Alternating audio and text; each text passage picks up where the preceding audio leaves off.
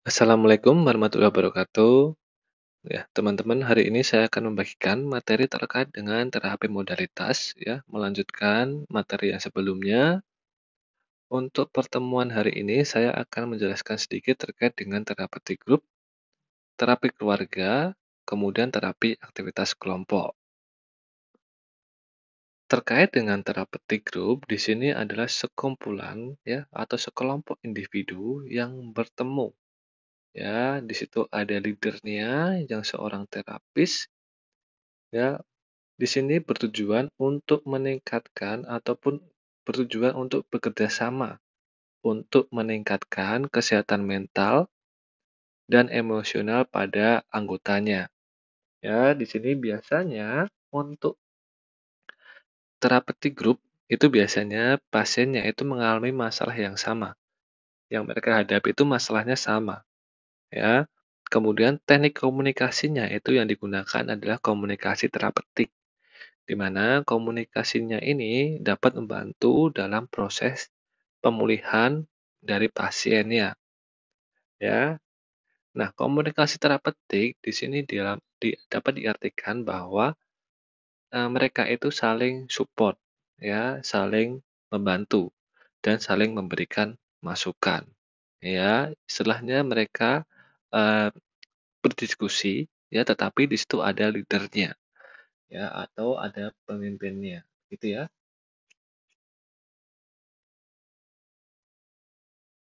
Kemudian terkait dengan tujuan terapeutik yaitu adalah mencegah masalah kesehatan, ya, atau dapat dikatakan mencegah masalah ataupun komplikasi dari masalah kesehatan itu sendiri. Kemudian mendidik dan mengembangkan potensi anggota dari kelompok.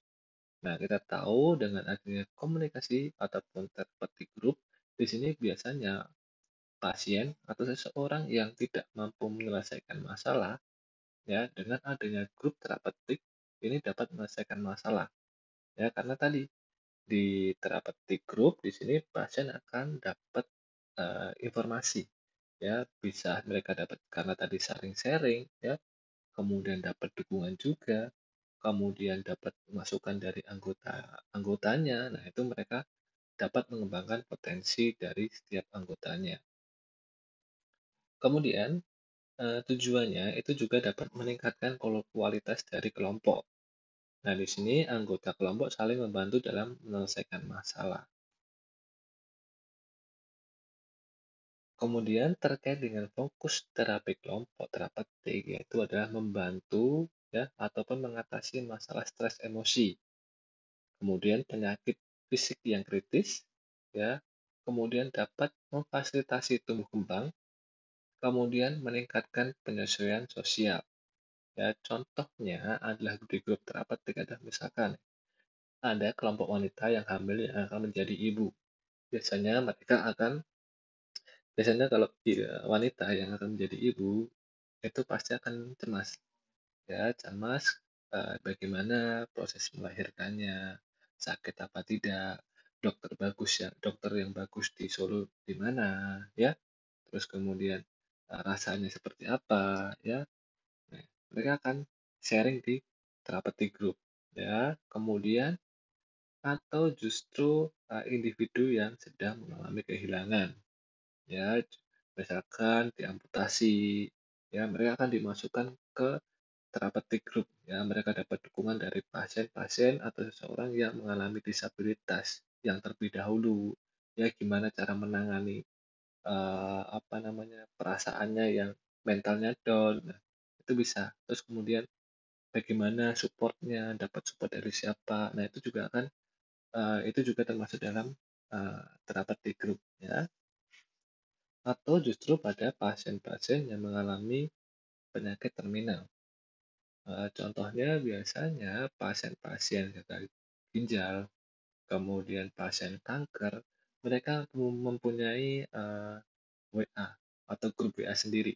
Nah, mereka di sana akan sharing, ya, sharing bagaimana menangani penyakitnya, ya, kemudian obat yang bagus, obat seperti apa, ya, kemudian kalau diperiksa dokter yang bagus yang mana, ya. Nah, itu mereka akan lebih sharing. Nah, untuk mengatasi, kecemasannya, untuk menghindari masalah kesehatannya ya, ataupun untuk, menyelesaikan masalah kesehatan si pasiennya. Nah, itu tadi terkait dengan, terapi terapeutik. Nah, yang sekarang adalah terkait dengan, terapi keluarga. Ya, kita tahu bahwa penyakit gangguan jiwa ya, itu kemarin kan terkait dengan ada 4 dimensi tuh ya, ada dimensi keluarga juga yang sangat berperan penting di sana.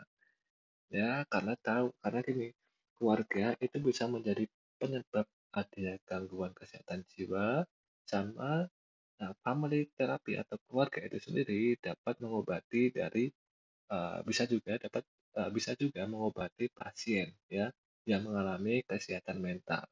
Nah, di sini terapi keluarga adalah jenis konseling psikologis ya, yang dapat membantu keluarga ya dalam meningkatkan komunikasi dan penyelesaian konflik.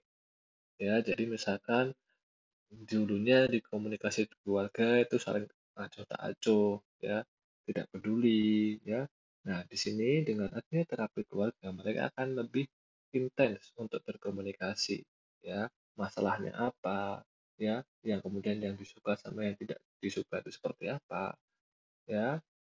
Kemudian terapi keluarga seringnya itu bersifat jangka pendek ya. Kemudian ini juga menyangkut termasuk ataupun mencakup semua anggota keluarga ya. Jadi lebih bagus untuk terapi keluarga itu semua anggota keluarga itu dimasukkan ya, orang tua ya. Misalkan pasiennya anak-anak ya orang tuanya dimasukkan ya, ataupun semua anggota yang ada di sana itu dimasukkan. Ya, misalkan pasien yang anak-anak itu semua dimasukkan. Terus kemudian kalau pasiennya lansia atau nenek ya semua dimasukkan, termasuk cucu-cucu juga dimasukkan. Ya, misalkan pasien dengan gangguan demensia sering lupa, kemudian sering dimarahin keluarganya karena sering lupa. Nah, itu juga akan diberikan terapi ya.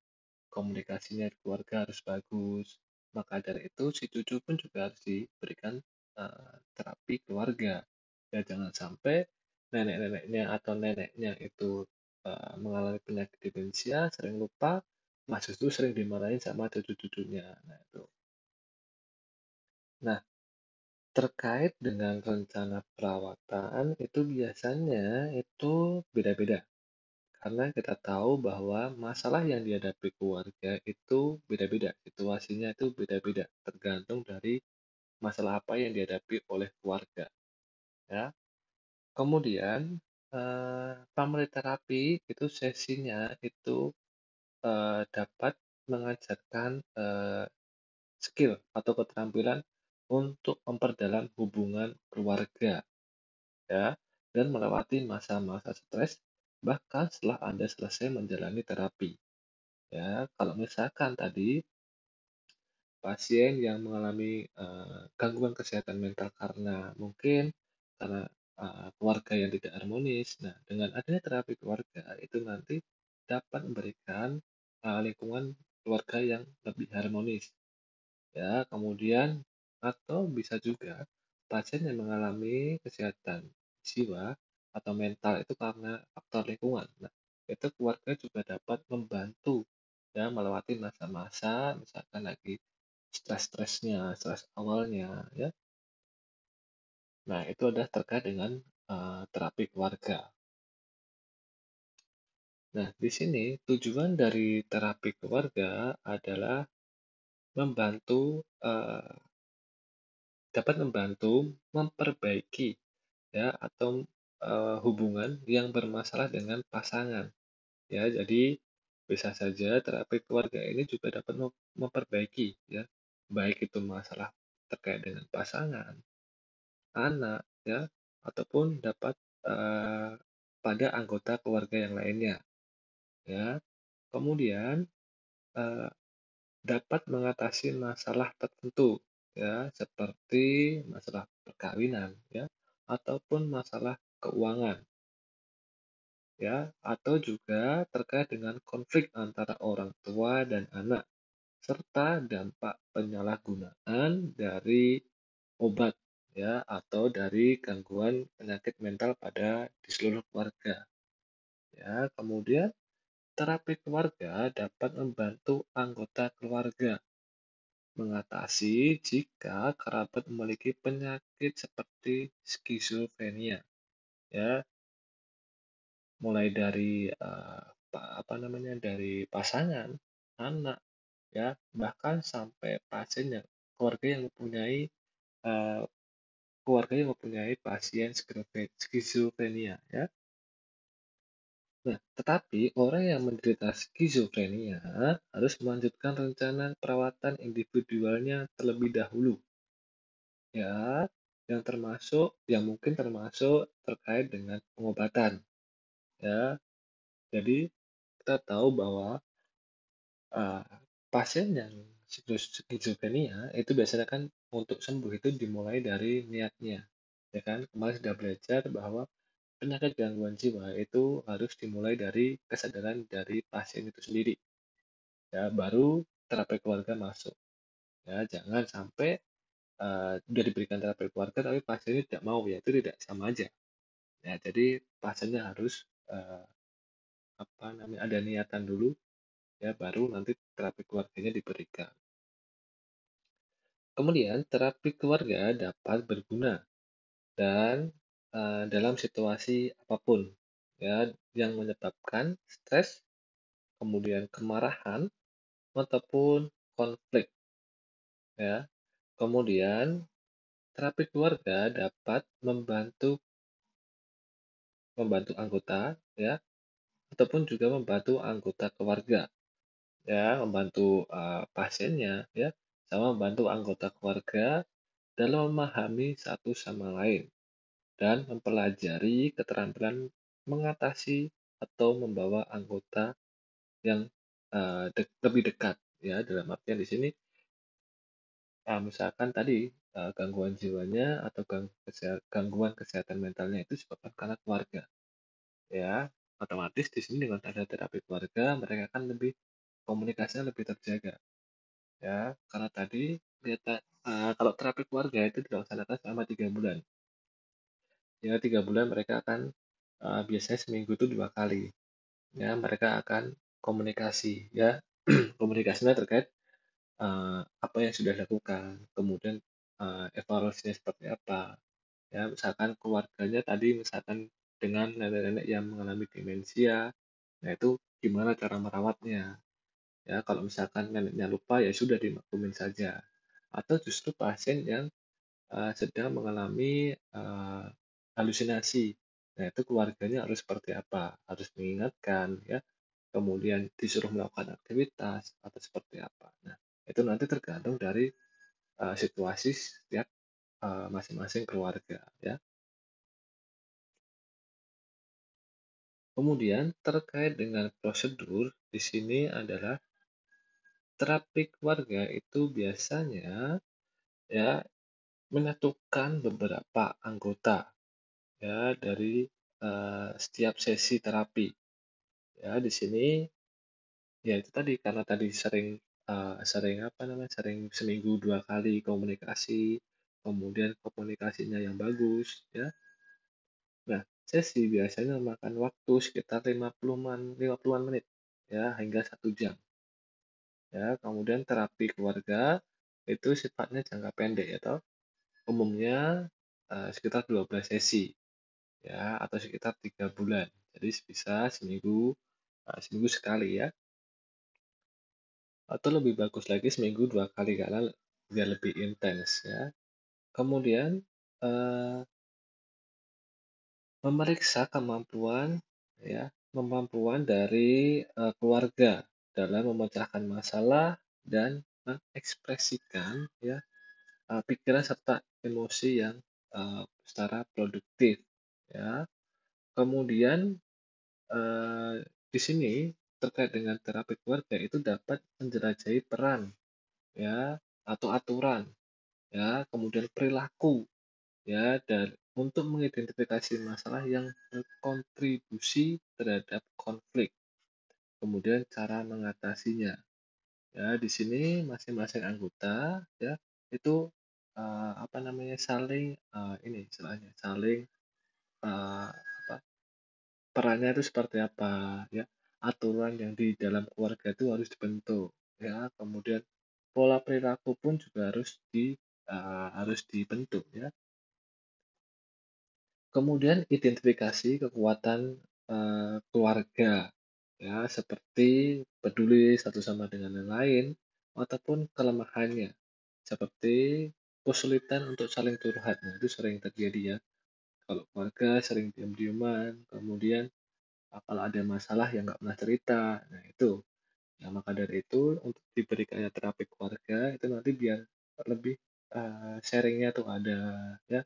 Misalkan salah satu anggota mengalami masalah ya saling didukung, saling disupport ya. Nah, ini adalah kasusnya, contoh kasusnya. Nanti teman-teman silahkan dipecahkan ya. Saya sedikit baca saja ya. Jadi pasien dewasa muda belum menikah ya dirawat di rumah sakit jiwa selama 2 minggu. Kondisinya sudah stabil dan membaik ya, sehingga dokter merawat sudah diizinkan oleh pulang ya. Jadi boleh pulang ya. Kemudian hari pertama pada awal pasien menjalankan aktivitas di rumah tidak ada kendala. Ya, bangun pagi, mandi, sholat, membersihkan kamar, nyapu dalam rumah biasa saja. Ya, kemudian sejenak kemudian ya, melihat ibunya membawa tas siap berbelanja ke pasar, anak mencoba menawarkan untuk membawakan tas belanja, namun ditolak sama ibu. Karena ditolak untuk tunggu saja di rumah. Ya, kemudian setelah ibunya pulang, anak mencoba membantu masak. Ya, tapi di sini tidak boleh membantu memotong sayur karena sang ibu takut. Ya, karena tadi anaknya itu bekas anak yang RPK, ya, ini takutnya anaknya akan melukai orang yang ada di dapur. Ya, kemudian cuci piring tidak boleh. Ya, nanti silakan dibaca ya. Saya sedikit membacakan aja ya. Nanti silakan dipecahkan masalahnya ya. Bagaimana menurut teman-teman nanti ya. Kemudian si anak bertanya lagi, lalu saya harus berbuat apa Bu? Saya sudah dilatih perawat dan bisa melaksanakan kegiatan rutin harian. Ya, tapi ibunya menjawab, sudahlah nak, kamu tunggu saja dalam kamar, duduk manis dan tidur mungkin ya. Kemudian nanti jika sarapan sudah siap, ibu akan antar ke kamar. Ya, kemudian eh, si anak ini sedikit berpikir ya, ibuku ini bagaimana gitu loh. Dibantu cuci piring tidak boleh. Aku dikasih makan dengan piring plastik. Ya, namun semua terpaksa harus dilakukan. Jika membantah, bisa kena marah dan dianggap belum sembuh. Ya, kemudian eh, ibu dan bapaknya itu pamit bekerja. Ya, anak sudah dipesan harus di dalam kamar saja dan tidak boleh keluar. Terus kemudian anaknya bingung, loh saya kan jadi nggak bisa melakukan aktivitas yang bermanfaat. Nggak masalah, kata ibunya. Yang penting tidak keluar rumah, jawabnya ibu. Ya, kemudian anaknya kembali bertanya, jika ingin kencing atau buang air besar gimana? Panggil pembantu. Ya, terus kemudian saat benar-benar ingin buang air kecil dan ingin buang air besar, anak mengetuk pintu dan memanggil pembantu. Mbak, pengen kencing ya. Pembantu mendengar tapi tidak berani membuka karena takut. Ya. Kemudian beberapa saat ibunya dan bapaknya pulang, ketika buka pintu, nah ternyata si anaknya itu pipis dan buang air besar di sana. Ya. Kemudian ada tetangga dari ibunya itu bahwa tanya, "Ibu, maaf, kenapa putrinya belum sembuh? Sudah dibawa pulang ke rumah dari rumah sakit jiwa?" Nah, kemudian ibunya jawab, "Putri yang mana?" Putri yang tadi teriak-teriak tiap tetangga. Sang ibu bergegas menuju rumah dan menggerutu. Nah, nih, ibu menuju kamar anak dan membuka kunci pintu kamar. Setelah pintu dibuka, tercium bau feses dan urin. Spontan ibunya marah-marah. Ya, nak, apa kata kamu belum sembuh ya? Nah ini, silahkan nanti Gimana teman-teman ya, dari kasus itu gimana terapi keluarga yang dapat teman-teman lakukan, ya. Nanti saya akan sedikit kasihkan, clue-nya ya. Nah, di sini, dalam situasi tersebut seharusnya adalah yang pertama, eee, tentukan, masalahnya dulu, masalah yang di saat yang terjadi itu apa, ya. Kemudian menurut teman-teman bagaimana keluarga menangani si pasiennya. Nah, itu nanti silahkan dijawab kemudian dikirimkan ya melalui Google Form-nya ya. Kemudian yang nomor 2 adalah, pelajari cara baru untuk berinteraksi. Nah, nanti silakan teman-teman carikan, solusinya bagaimana cara berinteraksi pada anak ataupun keluarga tersebut ya.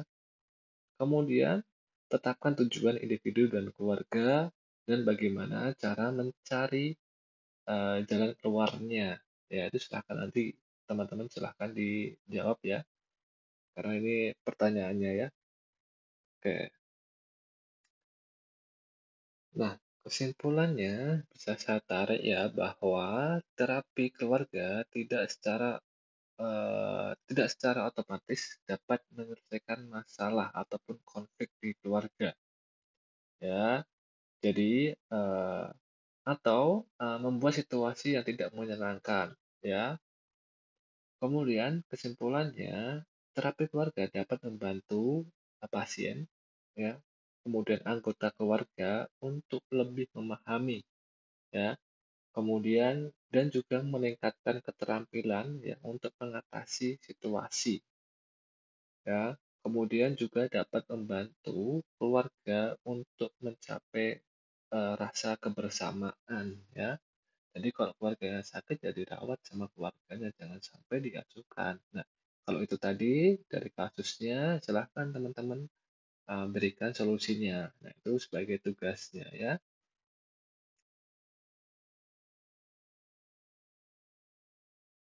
Nah, itu udah terapi keluarga. Selanjutnya, di sini ada terapi aktivitas kelompok. Ya, kita tahu bahwa kelompok adalah kumpulan individu yang memiliki hubungan satu dengan yang lainnya, kemudian saling bergantung dan mempunyai norma yang sama. Ya. Ciri utama dari kelompok adalah yang pertama, mempunyai tujuan bersama. Kemudian, tingkat pengaruhnya dapat berbeda. Ya, dalam kelompok selalu ada pemimpin dan pengikut atau anggota ya. Kemudian, hubungan dalam suatu kelompok harus memberikan pengaruh terhadap setiap anggotanya ya. Pasti ya, ngapain kita berkelompok ya kalau tidak ada pengaruhnya terhadap kita gitu ya. Kemudian mempunyai sistem nilai dan norma yang bersama. Ya, jadi nilai ya normanya itu sama ya. Kemudian tujuan dan fungsi kelompok adalah membantu anggota ya berhubungan dengan orang lain serta mengubah perilaku destruktif dan maladaptif menjadi perilaku yang konstruktif dan adaptif ya. Fungsinya adalah menjadi tempat berbagi pengalaman, kemudian saling membantu sama yang lain untuk menemukan cara menyelesaikan masalah. Dan biasanya untuk komponen kelompoknya itu bisa terdiri dari 7 sampai 12 orang. Sesinya cukup 20 sampai 40 menit. Ya, kemudian bisa sampai 60 sampai 120 menit ya untuk terapi kelompoknya. Nah, di sini terkait dengan komunikasi, biasanya kalau terapi kelompok itu ada leadernya. Ya, tugas pemimpin adalah mengobservasi dan menganalisa pola komunikasi yang ada di kelompok. Jangan sampai terapi kelompoknya ini ada terapi pasiennya diam saja, tidak ada sharing, ya, tidak ada komunikasi, ya, saling acuh tak acuh. Nah, itu jangan sampai. Jadi tugasnya pemimpin adalah mengobservasi dan menganalisis pola komunikasi. Ya, kemudian di sini ada anggotanya juga, pemimpin, kemudian ada dibantu sama anggotanya ya. Jadi, nah, di sini pemimpin dapat mengkaji hambatan dalam kelompok, kemudian konflik interpersonal, tingkat kompetensi ya seberapa jauh anggota kelompok mengerti serta melakukan kegiatan. Ya, ini tugasnya leadernya ya. Kemudian terkait dengan terapi kelompok adalah metode pengobatan ketika klien ditemui dalam rancangan waktu tertentu dan tenaga yang memenuhi persyaratan tertentu. Ya, kemudian fokus dari terapi kelompok adalah membuat sadar diri. Ya, kemudian peningkatan hubungan interpersonal. Kemudian juga terapi kelompok juga fokusnya untuk membuat perubahan. Ya. Nah, kita lihat untuk terapi aktivitas kelompoknya. Di sini ada terapi stimulasi persepsi, stimulasi sensori, TAK orientasi realitas, sama TAK sosialisasi. Ya. Nah, terkait dengan TAK sosialisasi, ini biasanya TAK-nya ini dilakukan dengan pasiennya itu disuruh untuk bersosialisasi. Ya, karena itu sudah jelas namanya TAK sosialisasi. Ya, jadi pasiennya biasanya nih kayak pasien yang baru kan perkenalan nih sosialisasi atau kemudian pasien dengan isos ya yang diam saja ya kemudian gangguan interaksi sosial ya pasien dengan harga diri rendah yang malu. Nah, mereka kan lebih sulit untuk bersosialisasi. Nah, maka dari itu TAK sosialisasi ini digunakan atau ditujukan pada kasus pasien baru, pasien isos ya, HDR ya.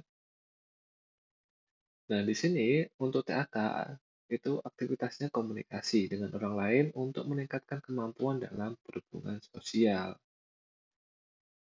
Ya, tujuan sosialisasi adalah klien mampu memperkenalkan diri, ya, mampu berkenal dengan anggota kelompok, mampu bercakap-cakap dengan anggota kelompok, kemudian mampu menyampaikan dan membicarakan topik pembicaraan, ya, kemudian mampu menyampaikan juga dan membicarakan masalah pribadi pada orang lain, kemudian mampu bekerja sama dalam permainan sosialisasi kelompok, kemudian mampu menyampaikan pendapat tentang manfaat dari kegiatan TAK yang sudah dilakukan.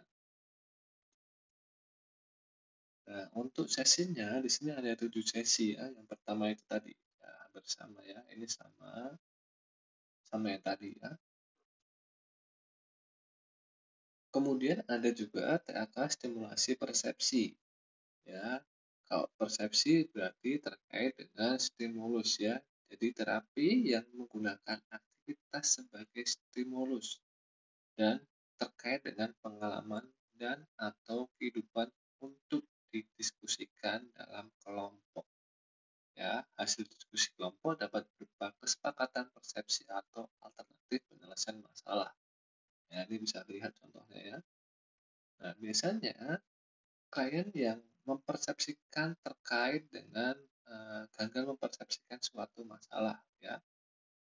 Nah, ya biasanya di sini ada indikasinya atau pasien persepsi ini biasanya ditujukan pada pasien dengan RPK ya halusinasi, HDR, pasien ISOS. Nah, misalkan RPK marah-marah misalkan pasiennya misalkan didengar misalkan diejek sama temannya ya marah-marah ya ini halusinasi ya pasien HDR ya misalkan menganggap dirinya tidak sebagus teman-temannya tidak sebaik teman-temannya ya minder ya kurang percaya diri ya pasien dengan isolasi sosial ya. Nah, untuk TAK jenis stimulasi persepsi ini bisa untuk sesi atau stimulasi umumnya yang pertama itu bisa kita gunakan nonton TV ya, kemudian membaca, kemudian melihat gambar ya. Tapi kalau misalkan pada pasien PK ya sama sebetulnya ya. Seperti yang di SP ya. Yang pertama ada sesinya mengenal PK itu apa, ya kemudian mencegah PK-nya itu dengan kegiatan fisik ya kemudian mencegah PK dengan interaksi sosial asertif ya kemudian minum obat dan beribadah. Nah, ini juga terkait dengan halusinasi ya hampir sama ya dengan SP ya untuk terkait dengan TAK-nya. Nah, kemudian ada TAK stimulasi sensori, di mana TAK ini difokuskan dengan memberikan stimulasi kepada klien akan memberikan respon yang adekuat. Ya, kemudian kita observasi reaksi sensori pasien berupa ekspresi emosi ataupun perasaan. Ya, kita lihat, kita cek dengan gerakan tubuh, ya, ekspresi muka, atau bahkan dengan ucapan dari si pasiennya. Nah, biasanya pasien yang tidak mau berkomunikasi secara verbal akan terangsang sensoris emosi dan perasaannya melalui aktivitas tertentu. Ya. Kemudian indikasi pasiennya itu biasanya pasien ISOS, LDR, sama diagnosa dengan kurang komunikasi verbal. Nah, di sini ada tujuan TAK stimulasi sensori. Yang pertama adalah mengenali ataupun dapat berespon terhadap suara yang didengar, ya, terhadap gambar yang dilihat, serta dapat mengekspresikan perasaannya melalui gambar. Ya, makanya tadi pasiennya suruh gambar, ya, apa yang dirasakan. Kemudian, 3 sesi yang dapat diterapkan pada TAK stimulasi sensori adalah ini tadi ya, musik, menggambar, sama nonton TV ya, sama ya. Nah, kemudian TAK pada gangguan atau orientasi realita. Ya, jadi pasiennya di sini tidak mengalami gangguan realita. Jadi pasiennya bingung dia ada di mana, ya. Kemudian nggak tahu tempat, nggak tahu waktu. Nah, di sini kita ajarkan pada pasien, misalkan yang waham ya, ada waham yang misalkan pasiennya mengatakan sudah meninggal, ya. Kemudian dulunya jadi apa, nah itu kan tidak, realitanya terganggu, ya, karena tidak tahu bahwa sebenarnya pasiennya misalkan, misalkan tidak bekerja, ya, tapi ngakunya menjadi bos besar, ya, mengaku punya usaha. Nah, itu mengalami gangguan realita, ya, makanya dilakukan terapi orientasi realita. Nah, di sini tujuannya adalah klien mengenal tempat, waktu, kemudian dirinya sendiri serta orang lain. Nah, kemudian di sini untuk indikasinya yaitu pasien yang mengalami gangguan orientasi realita, ya, baik orang, tempat, waktu. Kemudian ataupun klien dengan gejala psikotik dan klien dengan demensia. Jadi orang demensia, nenek-nenek tadi, atau yang sudah lupa, ya kan otomatis lupa ini ada di mana. Kemudian ini siapa namanya, ini cucunya sendiri nggak kenal atau bagaimana. Nah, itu kan mengalami gangguan realita. Kemudian untuk kegiatannya yang pertama adalah ini perkenalan dulu, ya, sesi pertama, ya, perkenalan, ya, dengan orang, ya, kemudian pengenalan tempat, ya, kemudian pengenalan waktu, ya.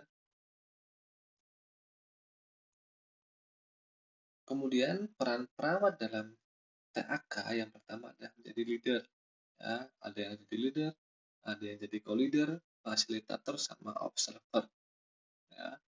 Leader berarti merancang TAK, kemudian memimpin jalannya TAK. Kalau co-leader berarti membantu leader memimpin TAK. Ya, kemudian di situ ada fasilitator.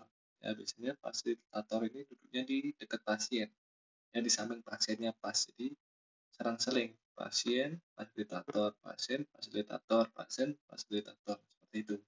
Jadi satu pasien, satu fasilitator, atau bahkan dua pasien itu satu fasilitator juga boleh, ya. Jika ada keterbatasan dari perawat atau anggotanya, boleh. Nah, jadi fasilitator di sini perannya seolah menjadi anggota kelompok. Jadi perannya seperti pasien, ya, menjawab. Ya, kadang di sini pasien yang tidak tahu jawaban itu pasti akan copy paste, ya, atau enggak, misalkan pasiennya atau perawatnya ngomong terkait dengan solusi, nah nanti pasiennya akan terpancing, ya. Kemudian, nah ini makanya di sini ada stimulasi kelompok. Jadi kelompoknya biar rame, ya, tidak monoton. Ya, itu gunanya fasilitator. Kemudian di situ ada observer, yaitu mengamati, kemudian menilai dan memberikan masukan. Ya, paling enak ya observer, ya. Kemudian di sini ada proses terapi aktivitas kelompok. Di sini ada tahap persiapan, orientasi, kerja, sama terminasi. Ya, hampir sama ya seperti SOP ya pada umumnya. Kalau persiapan ya pasti kita siapkan baik alatnya, ya, pasiennya juga. Pasiennya harus sehat secara fisik, ya, kemudian kooperatif juga. Jadi pasien yang tidak kooperatif ya diajak dulu ya sedikit-sedikit. Jadi misalkan ada 5 pasien ya yang tidak kooperatif ya 2 ya maksimal ya biar hidup nanti kelompoknya ya. Kemudian berkomunikasi dengan baik ya, kemudian tidak dalam mengarang obat yang dapat mengganggu kemampuan konsentrasi si pasiennya ya. Kemudian penetapan jenis TAK. Ya, jenis TAK ditentukan oleh masalah perawatan yang dialami oleh klien. Jadi misalkan TAK-nya itu harus sama. Jadi pasien paham nihilistik ya semuanya harus paham nihilistik kalau bisa ya. Jadi tidak boleh dicampur ya antara waham sama RPK tidak boleh. Jadi harus sama, kasusnya harus sama. Ya, jadi kalau misalkan pasien PK, TAK sosialisasi dilanjutkan dengan TAK SP mengontrol PK. Nah, ini boleh. Nah, ini silakan ini di pause dulu, bisa dicatat, boleh di resume juga boleh ya. Nah, biar nanti tidak lupa. Nah, berarti tahap orientasi yang sama sebetulnya, yaitu mengucapkan salam, ya, kemudian memvalidasi ya perasaan kliennya, ya, kemudian menjelaskan tujuannya, kemudian juga menyepakati aturan main, ya. Jadi kalau TAK ini kan sistemnya seperti bermain, ya, jadi harus ada peraturan-peraturan yang harus diterapkan ataupun diinformasikan dulu sama pasiennya ya biar nanti ketika pas pelaksanaannya itu pasiennya tidak ini karena tadi aturannya sudah dijelaskan di awal gitu ya. Kemudian tahap kerja di sini leadernya itu memimpin klien ya atau memimpin jalannya terapi ya. Kemudian yang pertama, ya misalkan yang pertama adalah TAK sosialisasi. Jadi sesi pertama yaitu leadernya itu mengajak klien untuk memperkenalkan diri secara bergantian. Ya. Dimulai dari leadernya boleh, ya, atau boleh dimulai dari fasilitatornya boleh. Nanti diikuti sama pasiennya. Jadi harus selang-seling ya.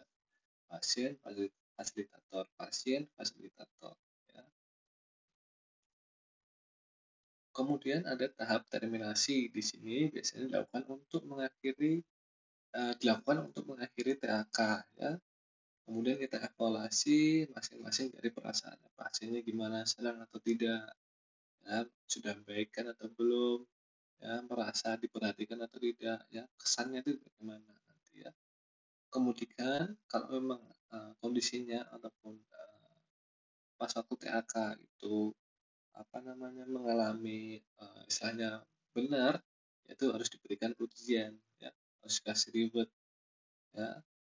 Kemudian memberikan tidak lanjut dari kegiatan, kemudian disampaikan juga di situ ya TAK selanjutnya itu apa ya, kemudian di sini juga harus disepakati ya besok mau TAK apa ya gitu ya.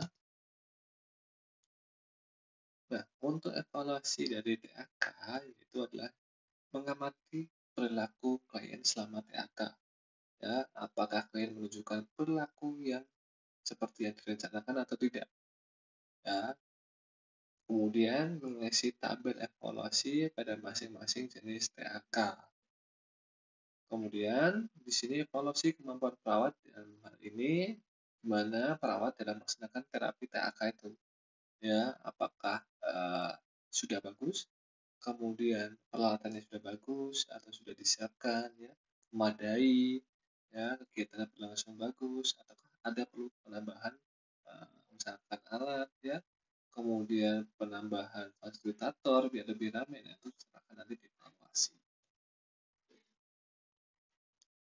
Nah, mungkin itu saja yang dapat saya sampaikan. Silakan nanti tugasnya bisa dikerjakan ya. Kemudian ditambah lagi dengan tugas yang sebelumnya terkait dengan resume ya. Kalau di sini boleh di resume silakan. Yang penting adalah tugasnya tadi. Gimana teman-teman menyelesaikan masalah dari kasusnya tadi. Begitu ya. Mungkin itu saja yang dapat saya sampaikan. Semoga bermanfaat. Assalamualaikum warahmatullahi wabarakatuh.